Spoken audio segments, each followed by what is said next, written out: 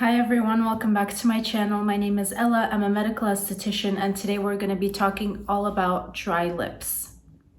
So this is definitely the season where a lot more people are experiencing dry lips due to the cold weather, harsh winds, and things like that. I'd like to start this video by saying that skincare and the skin on your face and the rest of your body is completely different than the skin on your lips. The skin on our lips is a lot thinner. We do have some oil glands on our lips, but because there's such a thin layer protecting them, the way that we approach taking care of our lips and the skin on our face is two completely different things. I'm going to be sharing with you my top 5 tips in order to help hydrate your lips and take great care of them. My first tip is to apply your lip balm or chapstick of your choice several times a day, because as we're talking, eating, drinking, it does tend to wear off a lot faster than applying a moisturizer, for example, on your skin. So your lips are definitely completely different. It's not a one and done. You want to be reapplying it constantly to help seal in the moisture. And if you're one of those people that tends to drool in your sleep, I definitely recommend applying a thicker lip balm at night just to give you that barrier between saliva and the skin on your lips. Because saliva has digestive enzymes in it, when it gets into contact with our skin, it can really dry out your skin, especially on your lips or around your mouth. And that's why I recommend to apply a thick lip balm at night as well as during the day. My second tip is to apply an SPF lip balm, especially during the summer and all year round, because the sun can definitely dry out our lips further, and this way you have that extra protective layer. Now, some sunscreens for the face can actually be really irritating on the lips, so I definitely recommend getting a separate product that is specifically made for the lips and has an SPF minimum of 30 in it.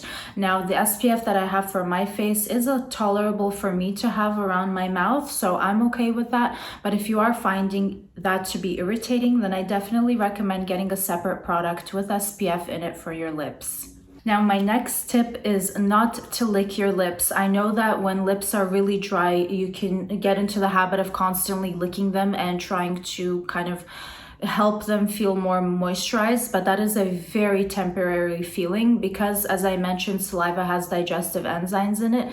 It definitely dries out your lips further, and also because it's water, as it's drying out, it's actually pulling more water out of your lips, and that's why I avoid completely licking my lips. And I would definitely say don't bite them either. If you do feel like you have a little extra skin on your lips and it doesn't feel good, you want to get rid of it, don't do that. Instead, go in with a very light oil, perhaps a hemp oil, and just rub around your mouth to help break up that extra skin slowly instead of completely getting rid of it.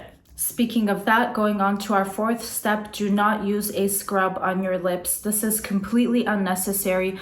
What are you scrubbing away? There's already such a thin protective layer of skin on your lips that getting rid of that, it may feel like, oh, now my lips feel a lot more softer, but then half an hour later, your lips will definitely feel a lot drier than they did to begin with.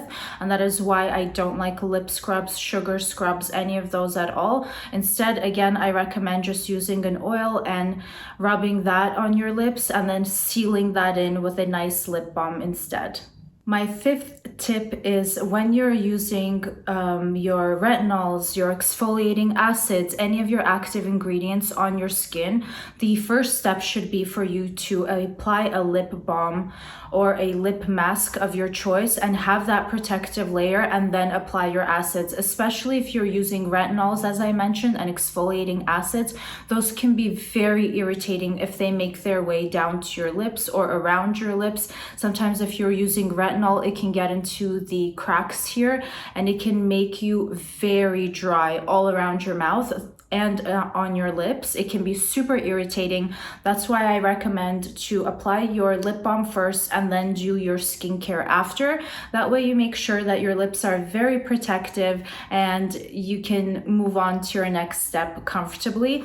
And if you're going in for a procedure, with your esthetician or your dermatologist. Usually they will do this, but it's something for you to pay attention to as well. If you're getting a chemical peel or any kind of treatment as such, I definitely recommend that you have a very rich lip balm on your lips first, just to avoid that product getting anywhere around your mouth completely, and then begin your procedure. So that is it, you guys. These are my 5 tips that I hope will help you in order to protect your lips this season. It does tend to affect people a little bit more during the winter time, but again, this is something that can happen all year round. I hope this video was helpful for you. Please don't forget to give it a thumbs up, and I will see you on the next one.